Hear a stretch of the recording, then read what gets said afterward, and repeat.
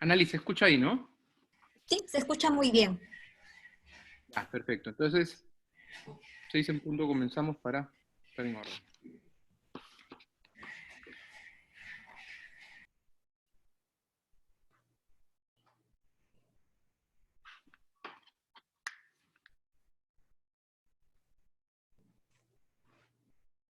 Bueno, siendo 6 de la tarde, comenzamos nuestro webinar Vivienda en los tiempos del COVID, impactos y propuestas.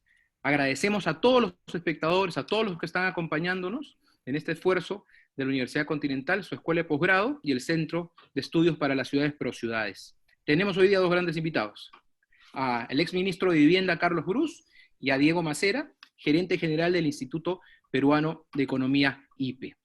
Quería comentarles, y aprovechando la presencia que están ustedes, presentar un poco el Centro de Estudios para las Ciudades, para que lo conozcan ustedes y los espectadores. Si bien ya venimos trabajando desde hace unos meses, este es una especie de lanzamiento, así que permítanme robar un minutito para un video institucional de ProCiudades. Muchas gracias.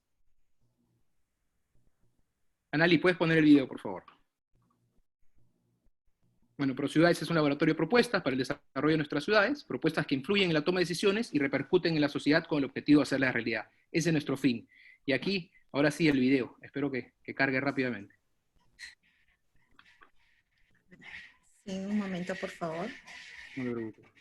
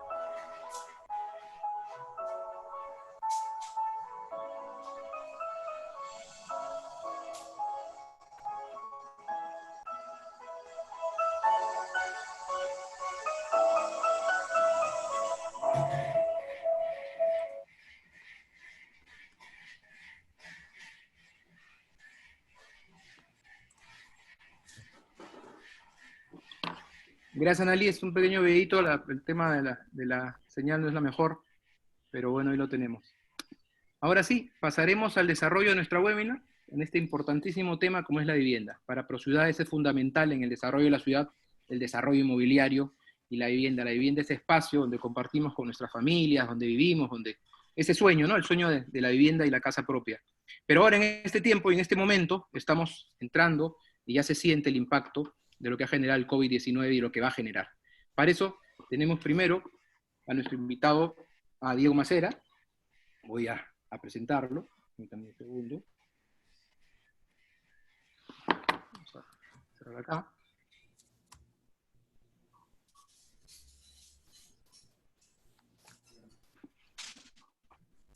Diego Macera es gerente general del Instituto Peruano de Economía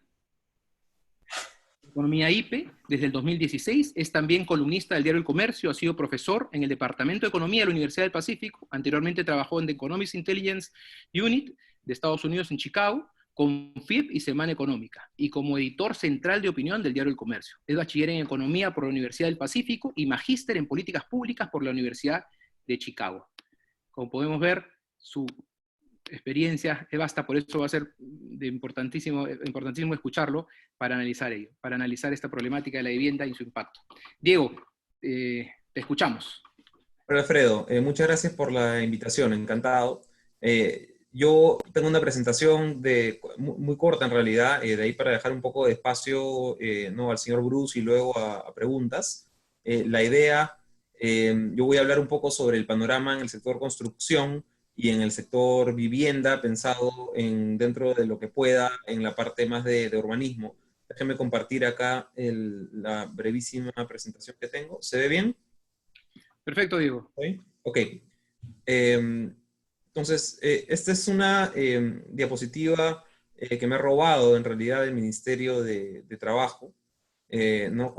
Está actualizada hasta hace un par está enero creo de este año, donde podemos notar la distribución de trabajadores formales en la actividad privada y en qué sector económico se desempeñan. Entonces, quisiera primero tener esta perspectiva más económica, sectorial, pensando vivienda en su vinculación con el sector construcción. ¿No? Construcción, como ven en este cuadro, tiene acá, entre las personas que no pueden trabajar, que están ligadas al sector, estamos hablando de casi 210.000 personas, ¿no? Casi de 210.000 familias que tienen que estas 6 semanas ya, 7, 8, van a tener problemas serios para generar ingresos y poner comida sobre la mesa y pagar las cuentas. La verdad es que yo creo que hemos tenido una cuarentena absoluta que ya es demasiado larga. La mayoría de países ya se están moviendo hacia esquemas de cuarentena inteligente, ¿no? Chile, Colombia empezó este lunes, ¿no? Donde se permiten actividades relacionadas con el sector construcción. Nosotros tuvimos excepciones muy chiquitas al comienzo, ¿no? Vinculadas, por ejemplo, a la construcción de actividad minera, pero de ahí, digamos, tenías problemas porque podías construir, pero no podías producir cemento. Entonces era un poco paradójica la situación en la que te permito, pero no te permito. Y lo que al final gatilla esto es una situación de vulnerabilidad profunda para miles de familias. Vemos ahí el número. Mira, incluso es más de lo que tienen, mucho más de lo que tienes registrado en restaurantes y hoteles, ¿no? Para que se den una idea de la dimensión del problema. Y claro, y están en la parte de trabajadores potencialmente más afectados porque la actividad económica que tienen es casi nula. Entonces, aquí yo creo que hay un primer frente que tenemos que prestarle atención cuando hablamos de la paralización de la economía en el COVID, en el contexto de construcción y vivienda. Entonces, déjenme moverme a los siguientes puntos de discusión que quería poner sobre la mesa en el marco de esos dos temas de construcción y vivienda. Lo primero es que pensando en un plazo más o menos mediano, este no es un sector que, aunque se le permita operar a capacidad total, porque es un sector en el que ciertamente se pueden tener protocolos de seguridad mejores que en otros, es un sector donde más o menos puedes tener cierto control sobre quién entra, quién sale, cuál es el flujo de producción dentro de la actividad. Es un sector cuya demanda está muy atada al movimiento económico regular. Es decir, si tenemos un ciclo económico donde hay mucha inversión, el sector construcción y vivienda despega. Más bien, cuando tenemos un ciclo hacia la baja, es un sector que puede demorarse mucho en retomar actividades. Entonces, en ese sentido, puede ser que se demore mucho más que otros sectores en empezar a operar a capacidad total, aún si tenemos el permiso y los protocolos correspondientes. Cuando arranque el impulso fiscal y los programas especiales desde el gobierno, probablemente a través pues, de techo propio, mi vivienda, y esa discusión esa se la voy a dejar al señor Bruce, que es mucho más capacitado que yo para hablar de eso, pero cuando arranquen ese tipo de impulsos, que más o menos ya se están perfilando, ya están avanzando, ciertamente va a haber una adicional, una demanda agregada aquí, pero no todas las empresas van a estar probablemente presentes para aprovecharlo. ¿Qué otros temas relacionados quizá más a la parte de vivienda y urbanismo que a la parte de construcción? Yo creo que un asunto absolutamente fundamental es acá replantear lo que el transporte masivo, ¿no? O sea, qué tipo de iniciativas de transporte queremos priorizar por los siguientes semanas y meses, mientras no tengamos la vacuna, ¿no? Y hacia qué tipo de transporte nos encaminamos en los siguientes meses o años a partir de lo que ha sucedido. No tenemos la capacidad de tener ¿no? transportes que cumplan de verdad protocolos de seguridad y de salud para los mismos transportistas y para los usuarios. o es que en realidad, como en tantos otros sectores, la informalidad y la precariedad de la situación en la que estamos hoy día nos está pasando factura.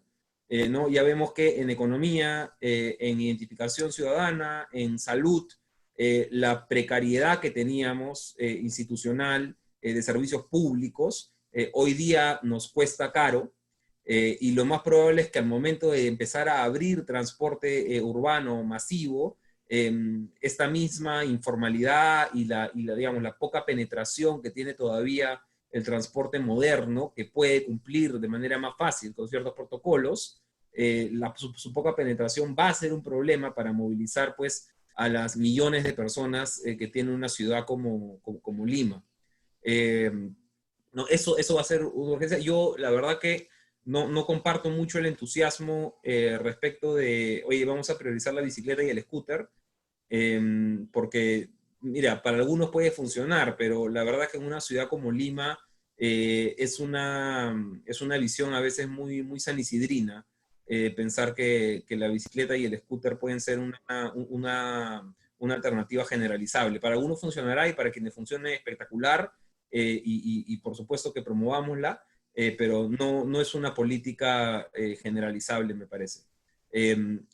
Ahora, ¿qué otro punto importante cuando estamos pensando en replantear ciudades y replantear espacios? En medio de esta, digamos, y esto ya más de largo plazo, digamos, cuando tú tienes la oportunidad de hacer planeamiento urbano, tú quieres pensar en consideraciones como densidad urbana, obviamente, y en los espacios de multiusos, ¿no? ¿No? De esparcimiento, entretenimiento, vivienda, oficinas en un mismo espacio, ¿no? Maximizando el metro cuadrado, ¿no? Y, así, y de repente incluso minimizando la necesidad de desplazamiento entre diferentes puntos de la ciudad, ¿no? Porque ya tienes todo en un kilómetro a la redonda. Que es una tendencia creciente a lo largo de la planificación urbana moderna. Probablemente esto sea algo que hay que pensarlo en el contexto ahora de pandemia. ¿No? Oye, ¿qué retos nos exige una situación como esta para situaciones de emergencia que Dios no quiera, pero podría volverse a suscitar? ¿No? Y en qué nivel estos espacios multiusos comerciales, financieros, urbanos, responden o no responden a las necesidades que tenemos con una sociedad en la cual el poco contacto puede ser necesario por los siguientes meses y ojalá no años. Ese es un punto bien importante y bien delicado que tenemos que pensar con calma. No es algo que vayamos a hacer el próximo mes, pero sí que nos pone retos bien interesantes al momento de discutir espacios urbanos y planeamiento de ciudades.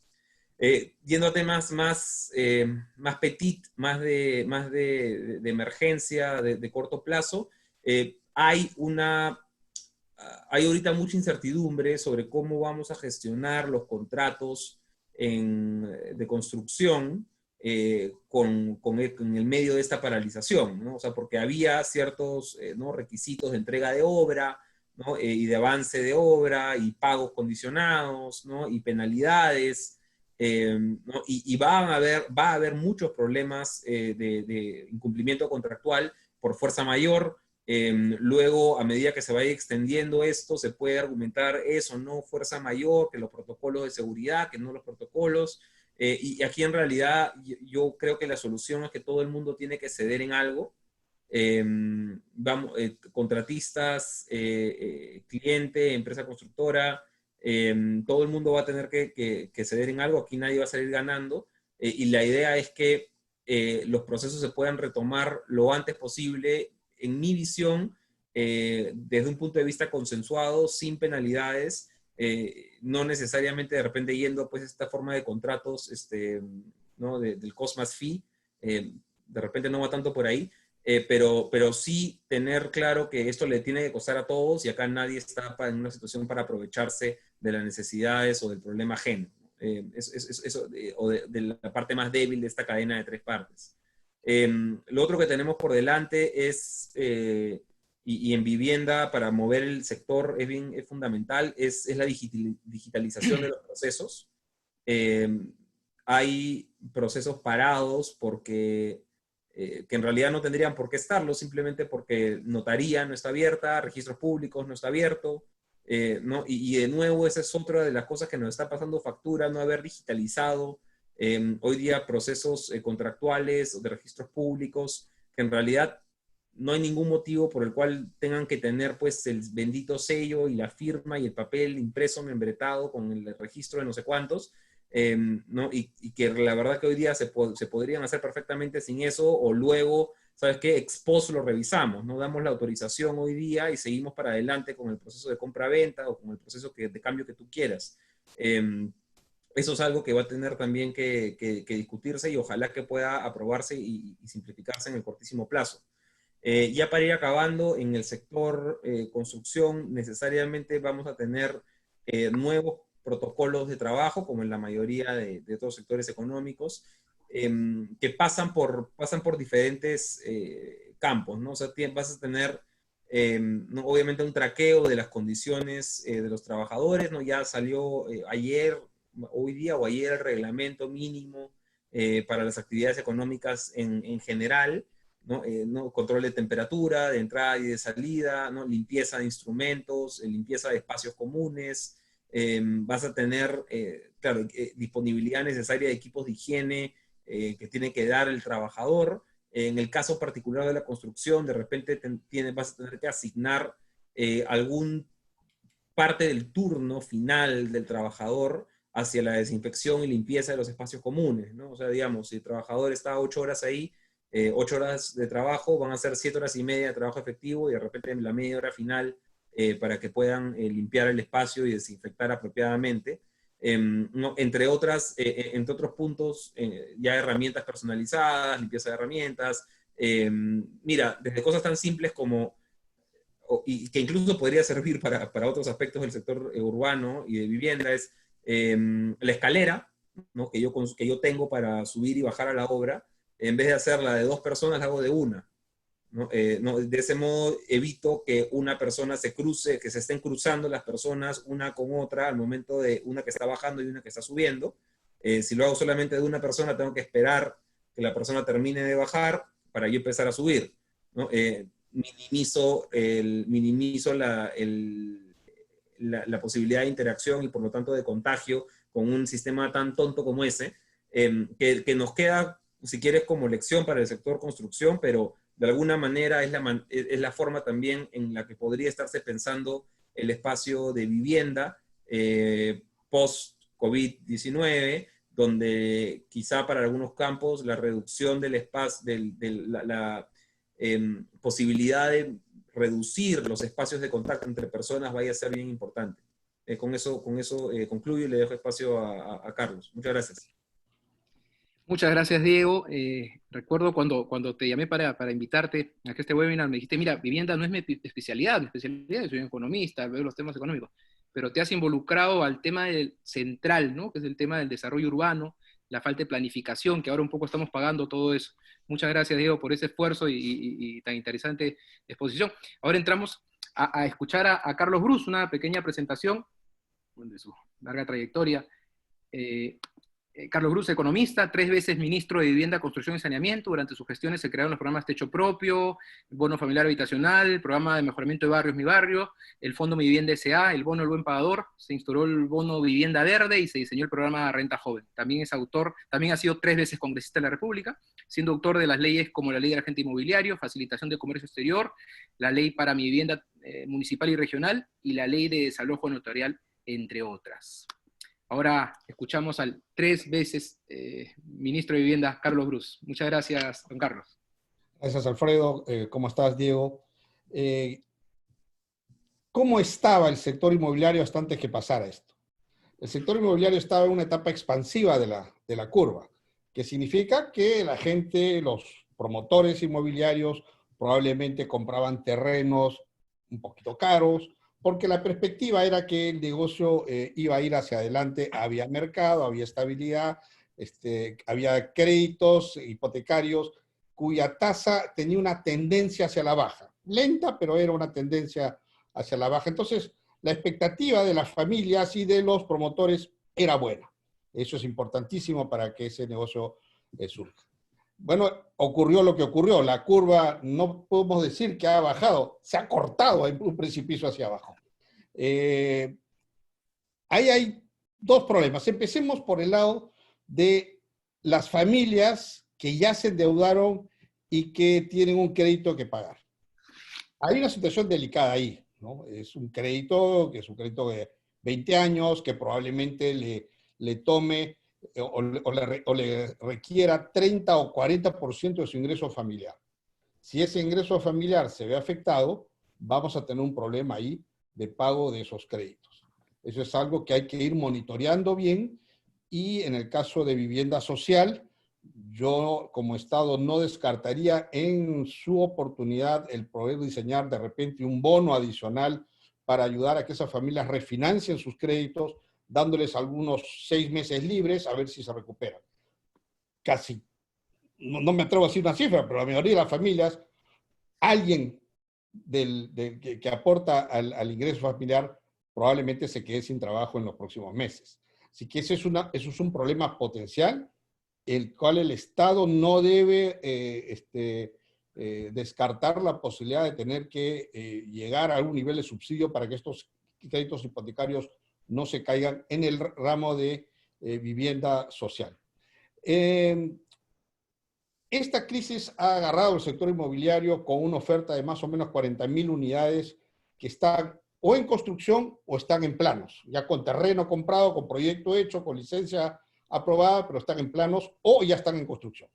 De estas 40.000 viviendas, más o menos un 50% es vivienda social y la otra mitad es vivienda que se hace bajo otros esquemas que no son necesariamente los que abarca el Fondo Mi Vivienda. Ahí lo que se nos viene para adelante, supongamos que hoy acabó la cuarentena y que mañana salimos todos a la calle. Obviamente, aquí de nuevo las expectativas de los agentes económicos no es buena. Animar a una familia que se endeude para pagar un crédito a 20 años o a 25 años, hoy en día no estamos con el mejor de los ánimos. Hay un miembro de la familia que se ha quedado sin trabajo, el mismo padre de familia no sabe si su empresa va a sobrevivir o no, y de pronto, si ya no lo han votado, no sabe si de repente le pidan su salida en los próximos meses. Entonces, no es el momento en que la gente diga, no me comprometo a un crédito fijo, y menos ahorrar mis ahorros familiares, meterlos en la cuota inicial de un crédito hipotecario. Y esa es una complicación.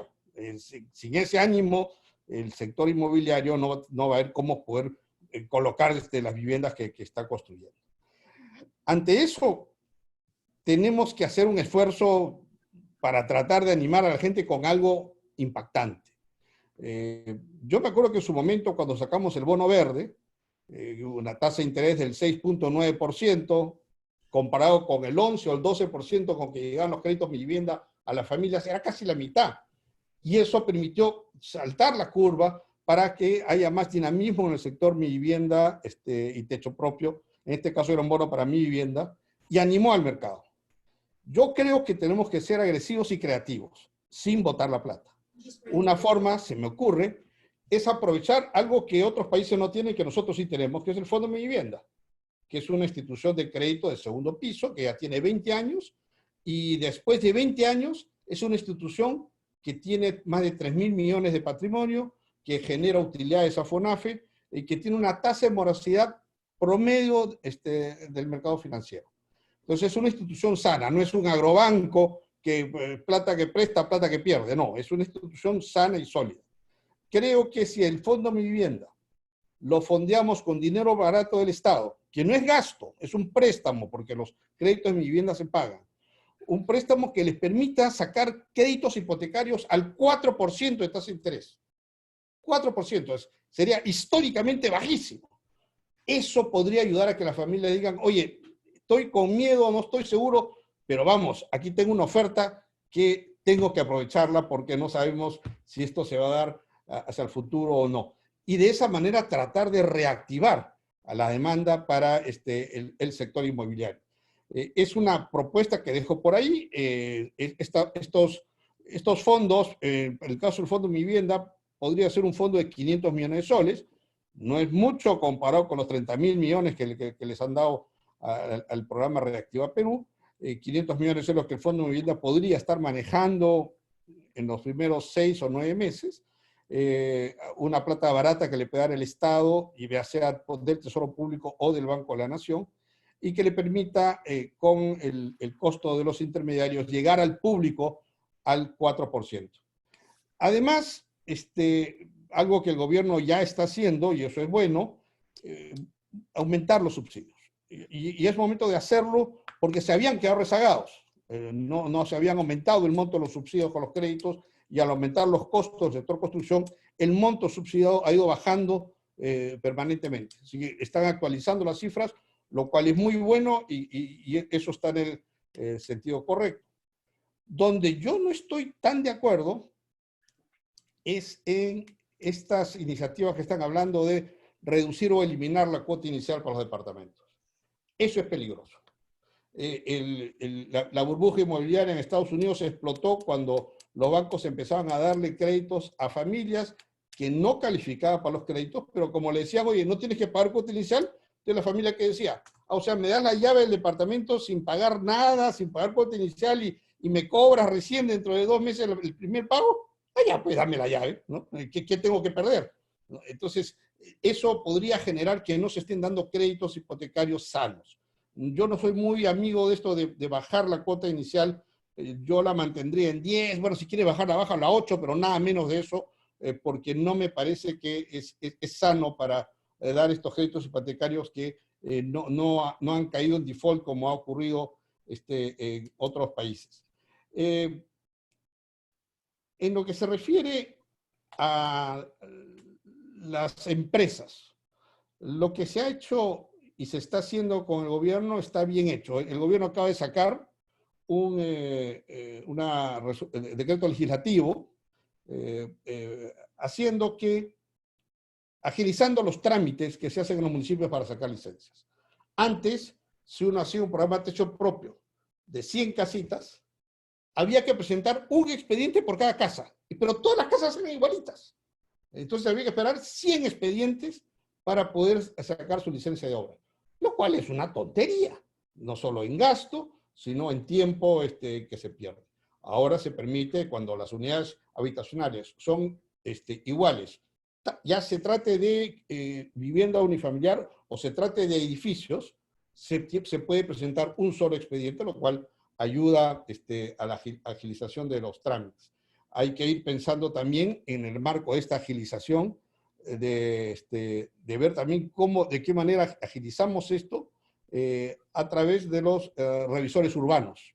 Revisores urbanos, que está ya en una ley, hasta ahora no se implementa, es una ley que logramos aprobar en el Congreso, que en resumen lo que se trata es de que si una construcción está dentro de los parámetros del municipio, está todos sus planos firmados por profesionales colegiados y calificados, una persona, un revisor urbano, nombrado como tal y designado por los colegios profesionales, le puede dar el visto bueno y la licencia en nombre del municipio a esa obra.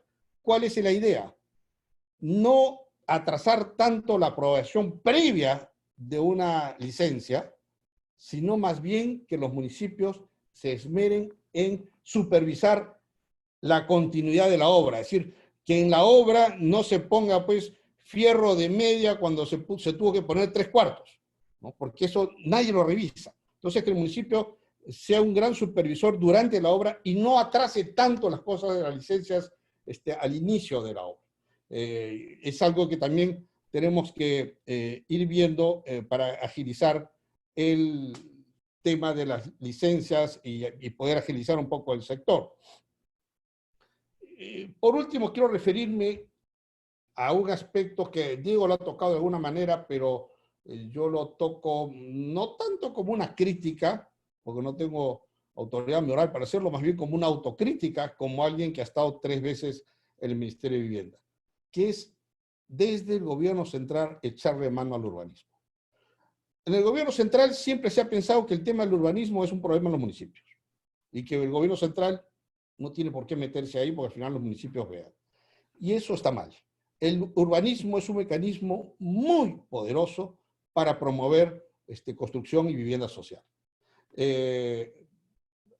La última vez que estuvimos en el ministerio, echamos a andar un programa para asesorar y financiarle planes urbanos a los municipios, para que los municipios finalmente tengan los planes urbanos y los constructores sepan dónde es que se van a construir las viviendas, dónde se va a hacer el área comercial, dónde va a ser el área de servicios, y ya las lotizaciones, las habilitaciones urbanas y licencias sean fáciles de tramitar y que cada vez que no sea que uno encuentre un terreno que no tiene zonificación, tramitarle la zonificación, que eso toma 1, 2 o 3 años. Entonces, empezamos por ahí. Pero además de los planes urbanos, hay muchas cosas que se pueden hacer.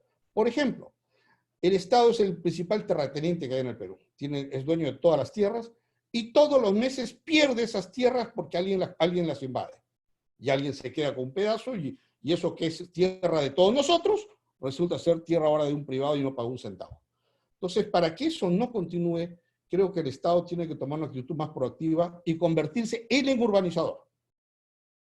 Agarrar esos terrenos que están susceptibles de poder ser incorporados en el tejido urbano, urbanizarlas y venderles esos lotes al sector privado para que haga las viviendas. De esa manera utilizamos mejor, más racionalmente los recursos del Estado en materia de tierras y además hacemos suelo urbano, que es el gran cuello de botella que hay para que los constructores puedan construir, sobre todo el programa Techo Propio. Todo el mundo se da mi vivienda y techo propio se está haciendo poco. Entonces, de esa manera generamos vivienda social sin que el Estado se meta a construir las viviendas, simplemente urbanizando. Otros temas que se pueden y se deben discutir con los municipios es distintas formas de buscar hacer una ciudad compacta y no tanto la ciudad difusa que somos. Y me explico. Lima, en los años 50, fue diseñado bajo el antiguo esquema de la Revolución Industrial, donde una zona de la ciudad eran las fábricas y otra zona era donde vivimos. Entonces la avenida de Venezuela y Argentina era donde estaban las fábricas y nosotros vivíamos hacia el otro lado de la ciudad. Eso hacía que todos los días la mitad de la ciudad se iba para un lado y la otra mitad se iba para el otro. Y en la mañana se movía por un lado, en la tarde por otro lado. Algo de eso nos quedó y terminamos haciendo una ciudad difusa, una ciudad donde nos toma 1:30 o 2 irnos a trabajar, ida y vuelta, y son 2 horas que perdemos al día en eso. Ciudades compactas son ciudades que son más verticales y que de esa manera nos permite que nuestro centro de trabajo o nuestro centro de recreación o nuestra zona donde nos abastecemos esté cerca de nuestros lugares y no tengamos que desplazarnos tanto ni perder tanto tiempo. Esto no se condice con el tema de distanciamiento social. Yo vivo ahorita en un edificio, estoy aquí en mi departamento. Arriba, yo no sé si el de arriba está con coronavirus o no, pero si lo está, ese bicho no puede atravesar mi techo y venir acá. O sea, en un edificio no se produce un contagio masivo. En otras palabras, podemos crecer verticalmente sin que eso signifique ningún problema epidemiológico. Y ser creativos, ¿no? Como son en otros países. En ese sentido, podemos empezar copiando lo bueno que hay en otros países. Por ejemplo, en otros países existe el hecho de que un edificio que se compromete a no construir en el primer piso, que el primer piso esté libre y que se hagan áreas verdes, cuando se comprometen a eso, entonces pueden construir 2 pisos más arriba de lo que permite la zonificación. Eso nos permite densificar y generar áreas verdes abajo para combatir esa densificación que se está generando. O lo que son, yo lo he llamado derechos edificatorios comunitarios, que existen en otros países. Por ejemplo, el día que mañana se nos ocurre que todos los edificios pueden construir 50% más de la zonificación. Pero ese 50% más cuesta, no es gratis. Entonces el promotor paga por ese derecho para construir 50% más, esa plata va a los municipios para que los municipios hagan todas las obras que permitan combatir esa densificación. Crecer el tubo de agua, crecer el tubo de desagüe, hacer mejor los parques, hacer estacionamientos, es decir, todas las obras que el municipio necesite para poder soportar esa densificación. De esa manera crecemos hacia arriba. Eso es suelo urbano, eso es suelo aéreo, pero es suelo al final, donde se puede construir.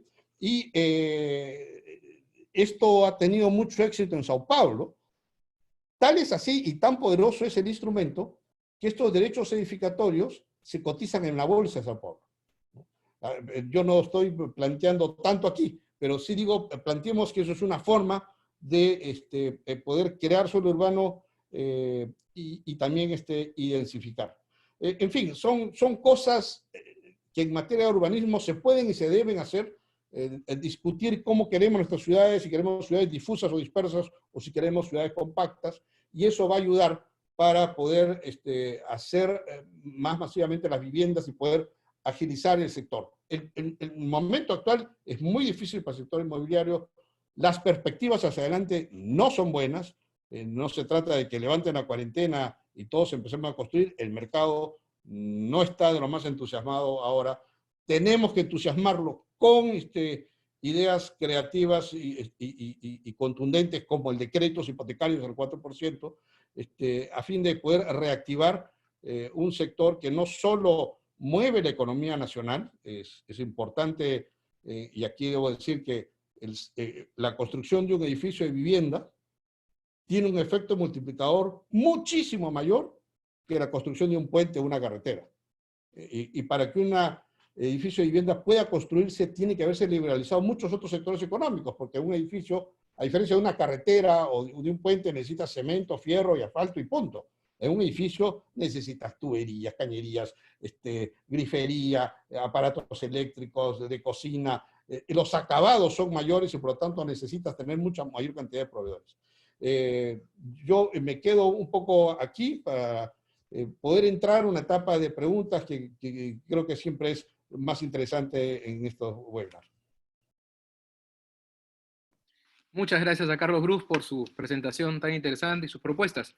Mire, estoy revisando acá las preguntas, que son muchísimas. Este es un tema que vincula a todos y genera muchísimo interés. Hay muchísima gente conectada y estoy tratando de empaquetar algunas preguntas que creo que pueden ir para los dos.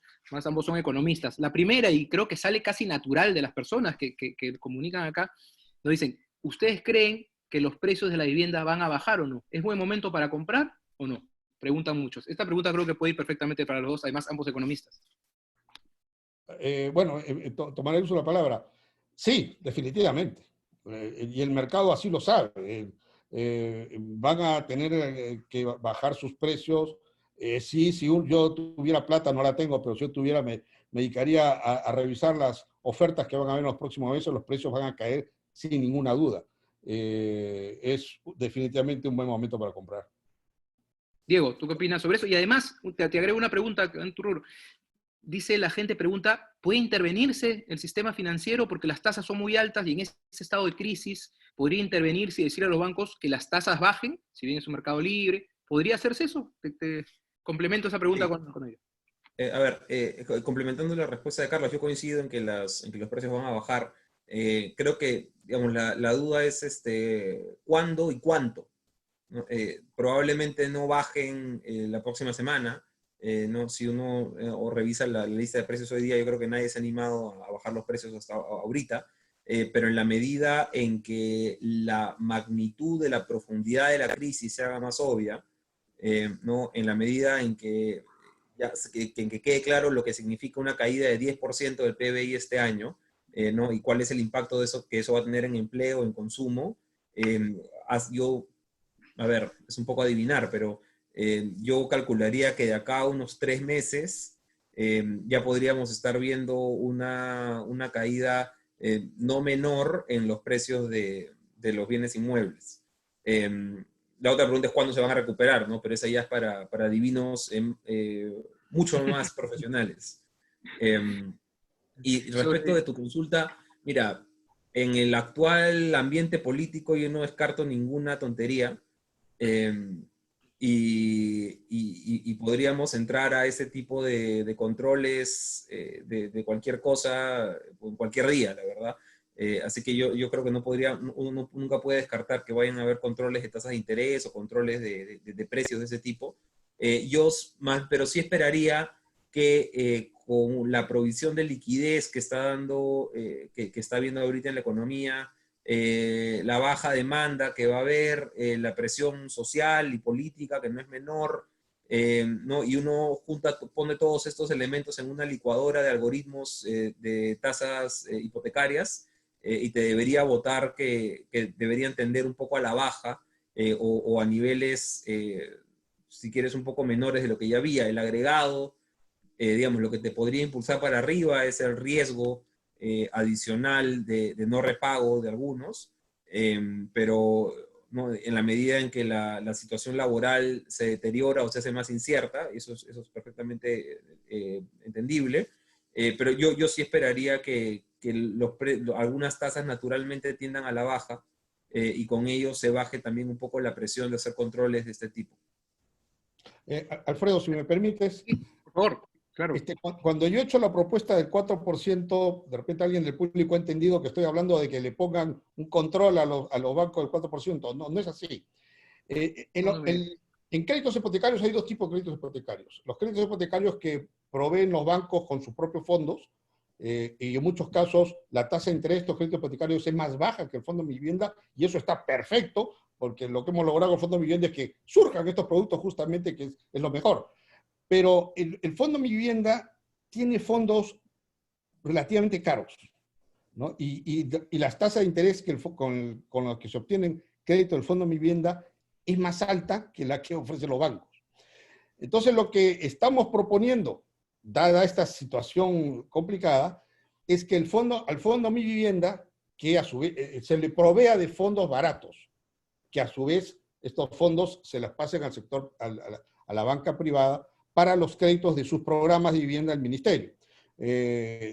Actualmente el Fondo de Vivienda le da a los bancos plata al 6%, 7%, y eso termina yendo al público al 10% más o menos, porque tiene una plata, el origen de la plata es cara. Pero si el Fondo de Vivienda tiene una plata barata, que por situación excepcional se la puede prever el MEF o un préstamo del Banco de la Nación a una tasa de interés muy barata, entonces puede intermediar esa plata de tal forma que llegue al público al 4% sin fijar tasa de interés. Estamos hablando de mecanismos de mercado. A eso me refiero y creo que ese es un tema que hay que explorar, porque además, insisto, el Fondo de Vivienda no es agrobanco, el Fondo de Vivienda es una institución que después de 20 años tiene 3.000 millones de soles de patrimonio, genera utilidad a FONAFE, y la clave ha sido no cometer la tontería de irse al primer piso, y ha sido siempre el segundo piso, y así debe mantenerse. Entonces, la plata que le presten al Fondo de Vivienda, el Fondo de Vivienda la va a retornar, pero va a ayudar muchísimo a generar créditos hipotecarios al 4%, que además va a influir para también a aumentar esa tendencia a la baja de los créditos de los demás bancos.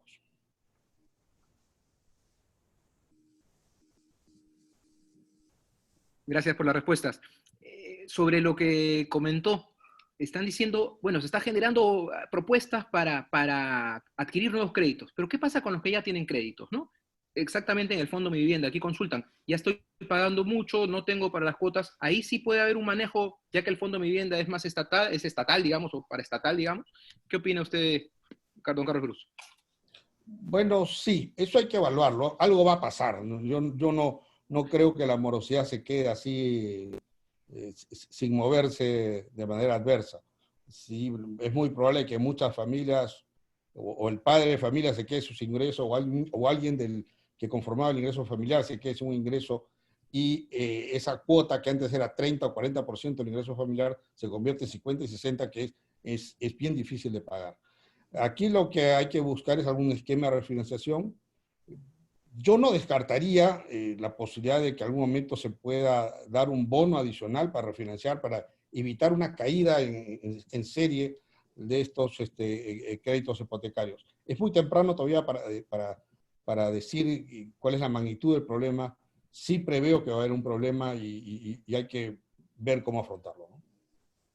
Sobre eso también preguntan, y es un tema que han tocado ambos, que son los usos mixtos, ¿no? Los usos donde se concentra la ciudad y tienes el comercio, el trabajo cerca, y que Diego decía, ahora eso puede replantearse, ¿no? Lo de las ciudades modernas. Pero lo que dice la pregunta es, y va el señor Carlos Cruz, ¿se permite ciudades concentradas con un transporte público tan malo como el que tenemos? justamente lo que el concepto de ciudad compacta es para que no tengas que usar tanto el transporte público, o sea, no te tengas que desplazar tan lejos.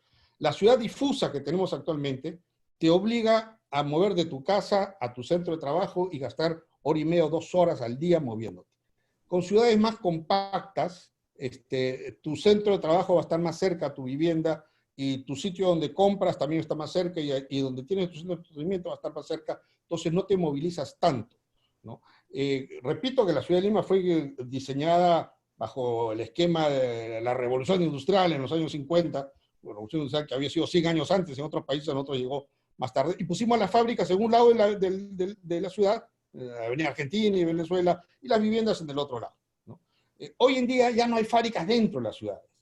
Lo que hay es sectores servicios, más que nada. Es lo más fuerte que hay. Entonces, ya no, los centros de trabajo, ya no hay problema en tener cerca a un centro de trabajo a tu casa, como si sería problema si tú tienes una fábrica cerca a tu casa. Entonces, sí se pueden diseñar ciudades compactas, y parte de eso es densificar. Suena contradictorio densificar en el momento que se habla de distanciamiento social, pero insisto, que por ejemplo aquí lo que le pase mi vecino que está en el piso de arriba, yo vivo en un edificio, no me va a contagiar a mí, ¿no? Entonces tenemos que buscar fórmulas que permitan afrontar la actual realidad social de esta pandemia, pero las ciudades de todas maneras tienen que densificarse, si la ciudad de Lima sigue creciendo de manera tan difusa como está actualmente, el problema se va a aumentar muchísimo más. Gracias. Diego, aquí preguntan, ¿consideras que la obra pública es respuesta para salir de este momento en que la inversión privada se va a aguantar? Es decir, que el Estado comience a meter plata en obra pública, mucha plata en ello. Mira, yo creo que obra pública bien invertida vale la pena con o sin crisis. ¿No? O sea, una carretera que tenga que hacerse, un puente que tenga que hacerse, un aeropuerto, un puerto, vivienda social, lo que el Estado, o sea, digamos, una obra pública, el fin en sí mismo es que cumpla con un rol social, ¿no? Más allá de que tenga un impacto sobre la economía. Ahora, dicho eso, o sea, digamos, en otras palabras, un puente o un aeropuerto pensado en el largo plazo, ¿no? Que donde va a ser usado, no es más eficiente o menos eficiente porque hubo pandemia. Si había que hacerlo hoy, había que hacerlo ayer, y habrá que hacerlo mañana.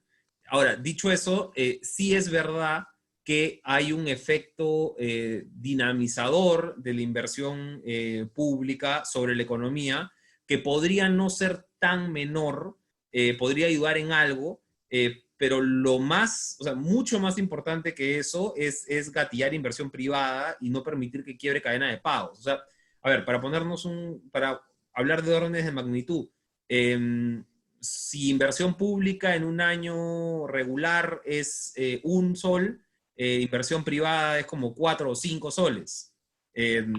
¿Eso significa que la inversión pública no importa? No, por supuesto que importa para cerrar brechas sociales, no importa para que la gente llegue antes a su trabajo, no importa porque tenemos que tener educación, salud y seguridad dignos de un país de ingresos medios altos como el Perú, por supuesto que importa.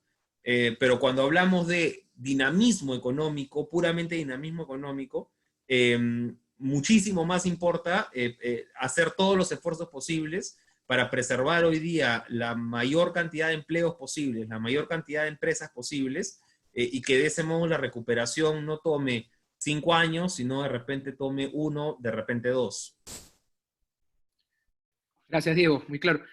Aquí una pregunta para Carlos Bruce respecto a su propuesta, es de Edison, sobre poder densificar es decir, mayores alturas pagando a la municipalidad. Dicen, pero ¿cómo hacen? Ellos se tienen que comprometer con el agua, el desagüe, electricidad. Coméntenos un poco cómo se complementa esta medida que ha comentado como derechos adicionales comunitarios, me parece. Sí, derechos edificatorios, sí. Sí, efectivamente, densificar significa que tienes que ampliar el ancho de la tubería de agua y desagüe, tienes que hacer algunas obras, pero está demostrado que muchísimo más barato es anchar un tubo que ya existía a tirar un tubo nuevo donde no hay.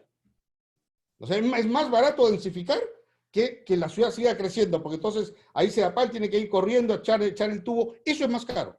Es muchísimo más barato ampliar un tubo donde ya existe. Entonces, esa plata es justamente para ese tipo de obras, para adecuar a la ciudad, hacer una ciudad mucho más alta, digamos, crecer en altura y no esparcirnos. Ahí, hace un mes o dos, vi un titular en que el Ministerio de Vivienda había llegado a un acuerdo con los alcaldes para que los programas de vivienda social no tengan altura. Eso es un error totalmente. No podemos seguir teniendo una ciudad chata y dispersa, porque eso significa peor sistema de transporte, más tráfico, y más tenemos que pensar en ciudades compactas y que crezcan hacia arriba. Correcto. Sobre eso y sobre dos creaciones suyas, Techo Propio y Mi Vivienda, dicen acá que Techo Propio es muy complicado para los registros de proyectos, lo cual traba inversiones que son de vivienda de interés social, cuando para Mi Vivienda es mucho más ágil. Usted citó el decreto legislativo 1469 que acaba de salir, que ha flexibilizado las normas, llevándolas al reglamento especial de edificaciones que es para vivienda social, pero no habla de ese registro, esta norma. ¿Qué opina sobre eso? Dice que es muy engorroso acceder a Techo Propio. Esta es una persona que construye vivienda social. Me imagino que se refiere al registro público. De proyectos. Claro, No, sí, el registro de proyectos en el propio fondo del Techo Propio, que hay que registrar bueno. proyectos. ¿Qué trámites engorrosos? Sí, hay un trámite ahí y el Fondo de Vivienda estaba en un proceso de digitalización de los expedientes para hacer los expedientes ya digitales y mucho más ágiles. Ahí hay algo que hay que trabajar y es fácil hacerlo porque eso es algo que le compete solo al Estado. Lo difícil es cuando caes en manos de los municipios y el municipio te traba el proyecto por una licencia y por X razones que nos podemos imaginar, pero prefiero no decir. Entonces, ahí es complicado. Y era complicado también cuando te pedían una licencia por cada unidad habitacional, cuando todas las unidades habitacionales eran iguales. Ahora puedes presentar un solo expediente en este decreto legislativo que han hecho. Hay muchísimo que hacer en tramitología, sin ninguna duda. Muchas de las cuales se puede trabajar desde el Ejecutivo. Por ejemplo, lo del Fondo Mi Vivienda. Estos expedientes digitales, que es lo que tiene que hacerse para hacerlo más ágil. Pero también, y ahí es más complicado, lo que se tiene que hacer desde los municipios por la supuesta autonomía que tienen los municipios. Pero igual, hay que insistir, no podemos tirar la toalla solamente porque sea difícil, ¿no? Correcto. Aquí una pregunta interesante, que como todas, por supuesto, plantean que se amplíen después de la paralización, después que se levante la cuarentena y pueda reactivarse la construcción. Existen muchas obras paralizadas, lo comentaba Diego, muchos contratos de construcción que van a entrar en mucho conflicto y se tiene que reactivar eso. ¿Qué opinan de cambiar los protocolos? Que ya no se pueda construir de 9 de la mañana a 5 de la tarde, sino de 6 de la mañana a 10 de la noche, por ejemplo, ¿no? Con actividades que no impacten tanto a la ciudad, pero pueda retomarse todo ese tiempo perdido. ¿Qué opina Carlos Brus? Y Diego, cada uno, por favor, comenzando por Diego. Yo muy brevemente, yo de lo que he podido observar en otros países de protocolos, protocolos comparados en el sector construcción, ya se está pensando en hacer 2 turnos, de romper el turno pues, de 8 horas y de repente hacerlo en 2 turnos, digamos, pues de 6 horas cada uno. Y de ese modo también lo que haces es reducir la densidad, la densidad dentro del misma obra de construcción, ¿no? Donde antes tenías a 2 trabajadores trabajando, ahora puedes tener a 1. Y eso reduce significativamente el riesgo de contagio. Sin embargo, por supuesto, posiblemente también te eleve el costo y dependiendo de cuál sea tu disponibilidad de trabajadores, también puedes entrar en problemas. Mira, aquí alguien que juega acá un rol y del cual no hemos conversado son los sindicatos. ¿No? Los sindicatos de construcción que van a tener un rol, una vocería, un espacio que jugar aquí, ¿no? y que van a ser, ¿no? y que de alguna manera, claro, las personas a las que ellos representan son las que van a estar primeros en la línea, y en esa medida, por supuesto que son voceros que hay que sentarlos también a la mesa. Gracias, Diego. ¿Qué opina Carlos Brus? Sí, yo creo que es interesante, hay que evaluarlo. Definitivamente es una forma de ganar el tiempo perdido. También hay que tener en cuenta de que cualquier horas de trabajo fuera del horario normal significa horas extras, significa pagar un recargo, no es lo mismo trabajar de día que trabajar de noche. Pero yo creo que son cosas las que hay que estudiar, y son medidas excepcionales para momentos excepcionales. Sobre el tema de la planificación que los dos han abordado, ¿no? Bueno, lo decía Diego, nos hemos dado cuenta de todas las carencias de nuestra ciudad, ¿no? En esta situación, todas las carencias que tiene la ciudad. ¿Cree que conviene que el Ministerio de Vivienda invierta mucho más en el tema de los planes de desarrollo urbano, como lo venía haciendo? Es decir, que se meta a ese tema con mucha más fuerza de lo que hacía, porque existe pues un viceministerio de Vivienda y Urbanismo, ¿no? Que se encarga de ello, como usted señaló. Entonces, que le meta mucho más dinero a la planificación urbana para el ministro Carlos Cruz. Yo creo que el Ministerio de Vivienda, y esto que voy a decir, insisto, es más una autocrítica que crítica. Creo que el Ministerio de Vivienda tiene que meterse más efectivamente en el urbanismo. Y no es tan cierto de que es solo problema de los municipios. En la ley orgánica del Ministerio de Vivienda está asignada claramente la responsabilidad de urbanismo, también. Y además hay precedentes del Tribunal Constitucional.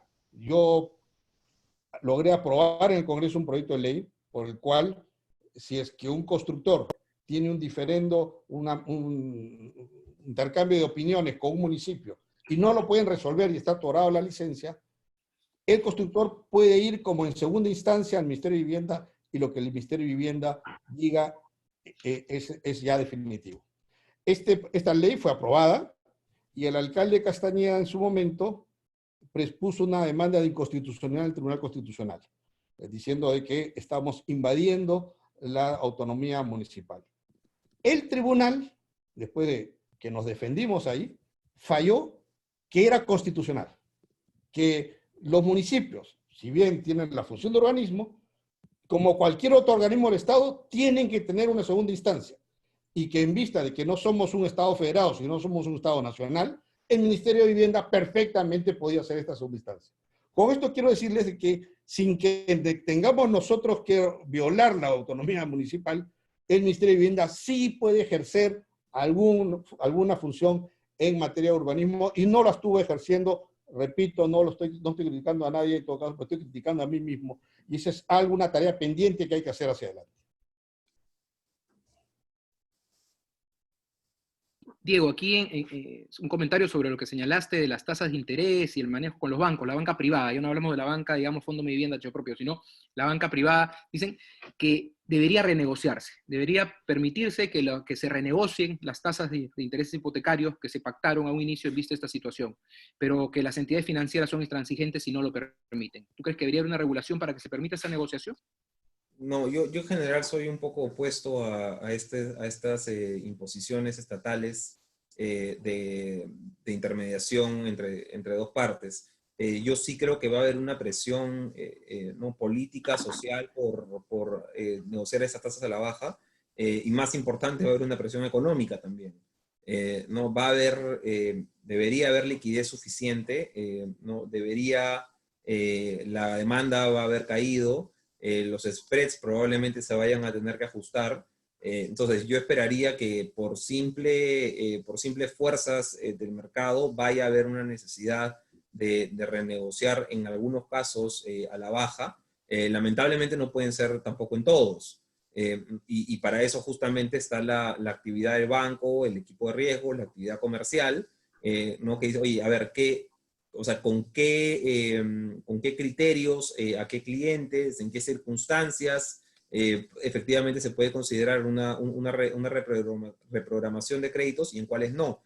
Yo sospecharía que en la gran mayoría se puede hacer el esfuerzo desde la banca de hacer reprogramaciones en vista de esta circunstancia absolutamente excepcional. Yo sospecharía que en la gran mayoría de casos eso se va a poder. Pero no me animaría a decir que esto se tiene que dictar desde el Congreso, desde el Ejecutivo. Correcto, Diego, muchas gracias. Para Carlos Cruz, aquí nos dicen que ha hablado usted mucho sobre la vivienda urbana, ¿no? Sobre que afecta a la vivienda urbana, pero ¿qué hay del Programa Nacional de Vivienda Rural?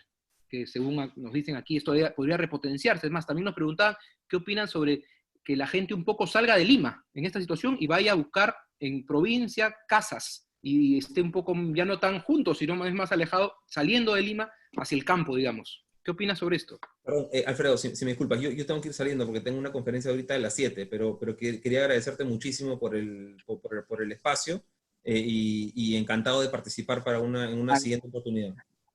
Muchas gracias a ti, Diego. Muchas gracias por tus apreciaciones, tu exposición, la respuesta a tus preguntas con esa calidad, esa inteligencia y esa transparencia que te caracteriza. Muchas gracias. Muchísimas gracias, Diego. Saludos. Un abrazo. Muchas gracias por estar con nosotros. Chao, Carlos. Gracias. Chao, Diego. Bueno, sobre la vivienda rural. Sí, mira, la vivienda rural tiene un mecanismo distinto que la vivienda urbana. No son viviendas que se coloquen bajo un esquema de crédito hipotecario ni cosa parecida, porque generalmente son zonas donde hay una economía de supervivencia, digamos, ¿no? Es viviendas subsidiadas que hace el Estado.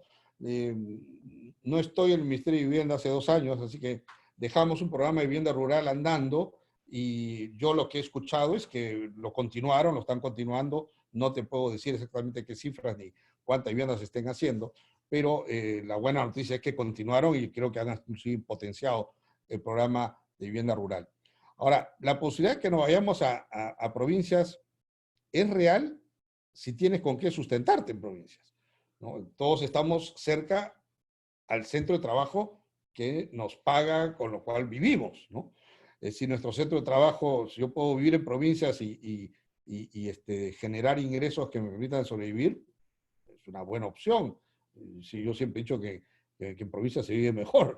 No hay estos tráficos que tenemos acá en Lima, en la ciudad, una vida mucho más sosegada. Pero todo depende de dónde es tu centro de trabajo. Eso es algo fundamental que tienen las familias. Necesitan vivir y necesitan generar un ingreso para poder vivir. Y estos dos sitios tienen que estar relativamente cercanos para que uno tome una decisión de dónde afiancarse y a dónde situar su vivienda, ¿no? Aquí una pregunta de Juan Muñoz. Se refiere a la renta. En vista de que va a ser complicado acceder a créditos hipotecarios, a todo este conflicto que estamos viendo, a la falta de liquidez, ¿se debe retomar con fuerza el tema de los multifamiliares de alquiler? Usted dejó renta joven en el Ministerio de Vivienda, que creo que ya comenzó a desarrollarse. ¿Qué opina al respecto? Sí, claro. El negocio de construir para alquilar no existe en el Perú. Bueno, está empezando recién. Hasta hace, digamos, 1 año atrás, nadie se le ocurrió en su sano juicio construir un edificio para alquilar. Yo conversé con unos empresarios chilenos que son propietarios de más o menos unos 10 o 12 edificios en Santiago de Chile que ellos alquilan. Y yo les decía, oiga, pero usted es un tonto, porque ¿para qué tiene su capital inmovilizado ahí? Mejor vende el edificio, hace su utilidad, vuelve a construir y vuelve a vender. Y el chileno se rió y me dijo, ministro, ese edificio que usted ve, así alquilándolo, ya lo vendí 4 veces. ¿No? Entonces, es un negocio. En el Perú era imposible, ¿por qué? Porque no se podía sacar a un inquilino moroso. Un inquilino que dejaba de pagar, el tiempo promedio para desalojarlo era 2 años. 2 años y un dolor de cabeza, y cuando el tipo se va, te deja el departamento de estudio porque hasta los water se los lleva. Entonces, en ese escenario, ¿quién se le ocurre invertir en eso? Por eso dimos la ley de desalojo inmobiliario, ¿no? Desalojo notarial. Entonces, es una ley que nos permite que vía notarial tú le reclames a alguien por el alquiler, el notario le notifica para que en un plazo de, no me acuerdo si era 5 días o 10 días, la persona responda si es que pagó, y si que pagó muestre los medios de pago. Si no hay respuesta o contesta negativamente, el notario te da la orden de desalojo y con eso lo desalojas. Teóricamente, en 20 días. Teóricamente. Bueno, supongamos que esto demora un poco más, pues ya te demoraste 1 mes en sacar el desalojo, 2 meses si tú quieres. Pero es inmensamente más rápido que los 2 años que teníamos. Entonces, con eso sí te puedes meter a un negocio de alquiler. ¿Y cómo son estos edificios de alquiler? Son unidades habitacionales muy pequeñas. Un dormitorio, máximo 2. Porque el mercado, ¿quién es el mercado? Una persona soltera que quiere vivir sola, que es ahora una porción muy importante de demandantes de vivienda. En Barcelona y en Madrid, las personas el tamaño de las familias que alquilan viviendas en Barcelona y Madrid, el mayor volumen es una familia de uno. O sea, es gente o que es soltera porque nunca se casó, o estuvo casada y se divorció, o ha llegado a la vejez y está solo. Pero en todos casos son unidades para una persona. Puede ser para dos personas recién casadas que alquilan mientras ahorran para comprarse algo. Entonces, por eso que estos departamentos son de un dormitorio o dos dormitorios máximo. A veces son departamentos que le llaman diseño mariposa, donde hay dos dormitorios principales, ¿no? Dos dormitorios que tienen su propio baño, porque de esa manera dos amigos o dos amigas pueden vivir en estos departamentos. Y son edificios que todo funciona con tarjeta. Tú quieres entrar por la puerta principal, metes una tarjeta. Quieres abrir el ascensor, metes una tarjeta. Quieres abrir el garaje, metes una tarjeta. El día que te demoras un día en pagar la renta, la tarjeta no te abre para nada. Entonces, eso hace que la gente pague sus alquileres. Ya en Lima están empezando a ver los primeros edificios para alquiler. Nosotros dimos un subsidio que se llama Renta Joven para que los jóvenes puedan alquilar sus departamentos por 5 años, y el Estado le da un subsidio para que puedan pagar mensualmente ese alquiler. Este negocio de construir para alquiler es un negocio que recién está empezando en el Perú, pero que veo que ya hay algunas empresas que están o estaban interesadas y habían dado los primeros pasos para estos proyectos. Quedarse unos minutos más, porque teníamos hasta las 7, pero es un poco más. ¿Podemos un par de preguntas más? Yo encantado. Ya, perfecto. Acá dicen que, por ejemplo, los proyectos que estaban en cartera, que teníamos en cartera en la minería, están cayendo. Se están paralizando, se están yendo para atrás. ¿Qué hacer para que no pase lo mismo en construcción? Ahí entrando un tema un poco más grande que la vivienda, pero que sí tiene que ver con la ciudad en general, en construcción, en obra grande. Mira, en construcción hay una gran ventaja, que el mayor cliente es el Estado, en obra pública, ¿no? Construcción. Entonces, si el Estado peruano es un Estado que felizmente, gracias a buenas políticas económicas de gobiernos anteriores, tiene una sólida posición fiscal, entonces tiene los dineros para poder continuar con obra pública. Eso quizás es el 60%, 70% que es construcción. El otro 30 o 40% es construcción privada, que está en función a las inversiones que haga, por ejemplo, el sector minería o el sector energético, y a las construcciones que se hagan en el sector inmobiliario. Entonces, construcción sí se puede reactivar. Algunos piensan que la recuperación va a ser muy rápida, la caída es terriblemente rápida, pero la recuperación puede ser rápida. Yo no lo sé. El problema es que esto no es un tema solamente de Perú, es un tema mundial, así que inclusive nuestros clientes en el exterior a quienes les compran productos peruanos también están en situaciones complicadas. No sé cómo sea la recuperación, pero sí en construcción el Estado tiene mucho que hacer y sobre todo dejarse ya pues de estar paralizando proyectos importantes como Tía María y otros proyectos mineros, que son los que deberíamos ahora impulsar porque nos pueden ayudar a salir del problema. Gracias. Aquí toca un tema que está vinculado a una ley, que dicho sea de paso, leí usted es autor, que es el desarrollo de proyectos de vivienda regionales y municipales. Se emitió la ley de su autoría que permite que con el canon, ¿no? que reciben los municipios y las regiones puedan generar vivienda. ¿Qué le parece esta idea de promover en este momento ello? Porque ellos son propietarios en muchos casos de muchos terrenos. Por tanto, podrían generar estos proyectos de vivienda y techo propio regionales o municipales. Así es. Aquí la idea era que así como el Estado promueve mi vivienda, techo propio, las regiones puedan también, con recursos del canon, los municipios, poder hacer su programa de vivienda también. No tenemos todo que estar dependiendo del gobierno central. Y con esos dineros pueden dar los subsidios bajo los esquemas de vivienda y techo propio, y de esa manera puedan ellos tener sus propios proyectos de vivienda en sus terrenos, para que no terminen invadidos, que es la tragedia que existe en el Estado. Ya existe el marco legal para hacerlo, ya depende de cada presidente regional, de cada alcalde de poder hacerlo. Aquí nos preguntan de que han salido muchas medidas para, digamos, las clases, sectores económicos más bajos y más golpeados, ¿no? Sin duda. Pero para la clase media no hay muchas.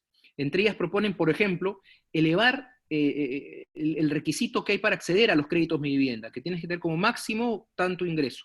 Dicen la posibilidad de tener un poco más de elevar ese ingreso para que pueda acceder más gente de clase media a este crédito. ¿Qué opina al respecto? Me parece bien. En el caso de Mi Vivienda, yo creo que es algo que se puede hacer perfectamente. Yo no le veo limitación en eso. Es más, no estoy tan seguro de que haya un monto máximo en el programa de Mi Vivienda, creo que es un monto mínimo. Pero no lo sé. En todo caso, si es una limitación, yo no le veo ningún problema en poder elevarlo. Correcto. Creo que ya por la hora hemos llegado al final de este webinar. Muchísimas gracias al señor Carlos Bruce. Ha sido muy claro, siempre interesante, siempre dándonos propuestas, ideas. Agradecemos muchísimo su presentación, igual como lo hemos hecho con Diego Macera, joven y brillante economista. Ahora, solo para terminar, quería decirles que ProCiudades justamente está en este tema. ProCiudades está en el tema de la importancia del desarrollo de nuestra ciudad, de la planificación, el transporte, crecer ordenadamente, alejarnos de la informalidad constructiva, que ha sido... que es terrible, ¿no? Porque la gente tiene que buscar y encontrar dónde vivir, porque a veces no encuentra la respuesta, a pesar de los esfuerzos tan grandes que se hicieron, y ahí se reconoce el trabajo del exministro Carlos Bruce con techo propio, Mi Vivienda, todavía hay un gran déficit, ¿no? Y hay falta de servicios y muchos componentes. Entonces, ProCiudades quiere ser parte de esto, desarrollo, generando propuestas y sobre todo haciéndolas realidad. Los invitamos aquí a acceder a nuestra página web desde la Escuela de Posgrado de la Universidad Continental, donde estamos alojados. Aquí ya tenemos nuestra propuesta. Estuvimos hace poco tiempo con Angus Lori, que usted lo conoce, Carlos Bruce, muy lúcido, una entrevista muy interesante que está en nuestro portal, entre otras entrevistas también que hemos hecho, y esperamos entrevistarlo pronto usted, ahora por teleconferencia, para que también exploremos un poco más y veamos más propuestas interesantes para el desarrollo de nuestra ciudad, que es el objetivo de ProCiudades. Muchísimas gracias, y muchísimas gracias por supuesto a todos los que han seguido y a todas sus preguntas. Hay muchísimas que han quedado ahí, pero seguramente ya habrá momento de contestarlas. Muchas gracias por su atención. Muchas gracias nuevamente, don Carlos Bruce. Muchas gracias. Hasta luego. Gracias a todos. Con esto culminamos nuestro webinar. Analí, ¿hay algo más que nos queda pendiente? ¿No? No, solo es eso, estimado Alfredo. Ahorita Listo. vamos a compartir en el chat la encuesta para que puedan completarlo para la certificación. Y también vamos Correcto. a colocarlo también en la cita de Solo un comentario. publicidad. Respondan la encuesta, por favor, para que les llegue su certificación electrónica, ¿no? Es vía correo electrónico, ¿correcto? Correcto, sí. Sí. Así que llenen la encuesta y tengan la certificación de esta interesante charla. Muchísimas gracias por habernos acompañado. Ha sido un placer conducir este interesante webinar con expositores de tanto nivel. ¿Podrías compartir el link de la página web de ProCiudades, que ya la tenemos lista, o el video quizás institucional para que lo puedan apreciar antes de terminar? ¿O ya cortamos? Porque No, el video... estamos compartiendo en el chat todos los enlaces. También Sería bueno que pongas el video ahorita, porque no se pudo ver bien, lamentablemente, cuando estábamos en la introducción. El videito ahí, con eso podemos cerrar, creo, y no se olviden de llenar la encuesta. Muchísimas gracias a todos los que han participado tan activamente, con tantas preguntas tan interesantes, y han seguido. En la semana que viene tenemos otro webinar muy bueno, vamos a hablar desde el punto de vista del sector privado. Ahora, un poco ha sido análisis ahora de especialistas. La próxima semana estamos trabajando un webinar con el sector privado, y ahí va a haber mucho tema del desarrollo inmobiliario, proyectos, el tema que se ha estado comentando acá, así que se lo recomiendo. Ahí lo dejamos con un video institucional. Mi nombre es Alfredo Lozada, dirijo el Centro de Estudios para las Ciudades ProCiudades de la Escuela de Posgrado de la Universidad Continental. Ha sido un placer participar de este webinar con ustedes. Hasta luego.